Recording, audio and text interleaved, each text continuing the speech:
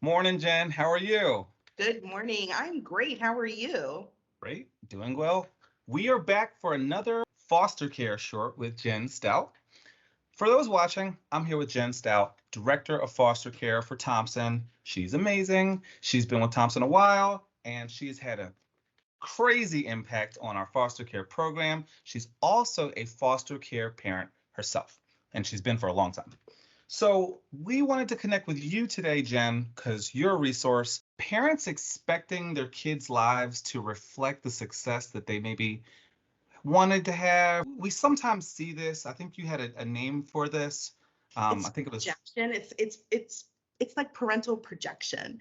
And so you go out to lunch with a friend, right? And they're like, "Hey, how's little Johnny?" No one wants to say, "Well, he's a solid C student." People love to be able to say something like, "Well, he's in the gifted program and he's the first chair in band." Those are things that we as parents, we kind of live through our children and their accomplishments. Well, sometimes foster kids don't have amazing accomplishments. They're not, a Rhodes Scholar. But hey, they went to school every single day this week. They Mhm. tried, they did their homework, they listened in class, they developed a new friendship. So those sound not like Rhodes Scholar, accomplishments. So Yeah. sometimes foster parents will push a foster child to the point where they really can't deliver because they really want to live through that child and their accomplishments and don't see from when they first came in to where they are today. And so a lot of times, we do little like mapping with foster parents and say, look where this child came in at and look where they are today. Look what the amazing growth that they have had. And sometimes that doesn't look like I said, I'm an advanced student, but instead I'm a solid C student. What if that kid came to you as an F student? What if they came to you with no friends? And today they have a core group of friends that are really behind them and they're developing social skills. That is an amazing accomplishment. And so sometimes we have to talk with families about this parental projection that they have and kind of dial them back a little bit and say, you actually have done amazing. And help them to remember the journey that this child is on may not be the same journey that their biological children are on, who have never had trauma, who have never left home. And so, but they are equally amazing journeys. Can I ask a question? Because that's great. Can I ask a question from the standpoint of typically the foster care parent is bringing this child into their home at a certain point in their life where their biological kid, they had them from a baby.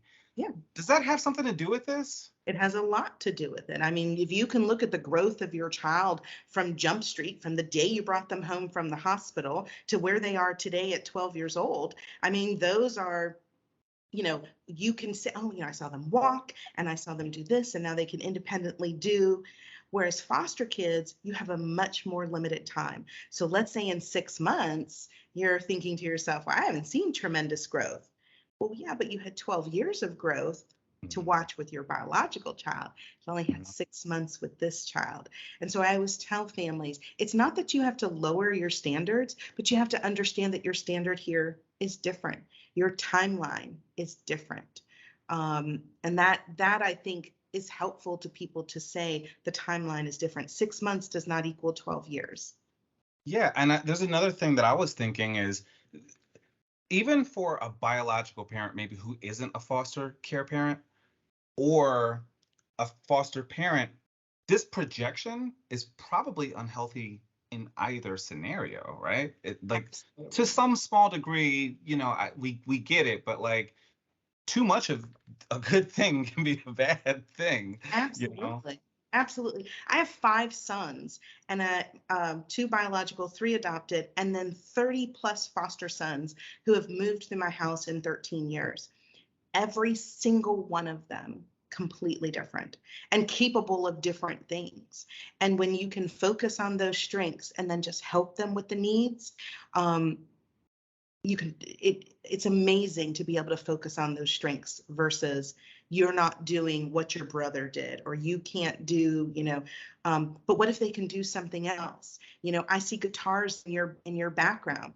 Well, I've never played a guitar. I've watched people play it, but I don't know how to play a guitar. So if I were to focus on that strength with you, if you were one of the foster sons that came through my house, I might say to you, let's get you in a band. Let's get you lessons. Whatever it is that would help you to be successful will then help me with any of the needs that you might have on the other side.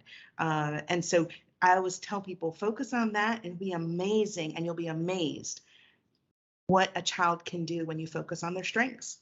Yeah. And I love the idea that our program also encourages like the mapping too, to kind of see what, starting point, and kind of see how the accomplishments are going, and the strengths are progressing, and those sorts of things, because that gives another tool to, maybe a newer parent who didn't really know that that's a good way to look at things. So I thank you for sharing a little bit of insight on this Thompson short. And I will catch you in the next one. Thanks, Jen. Absolutely.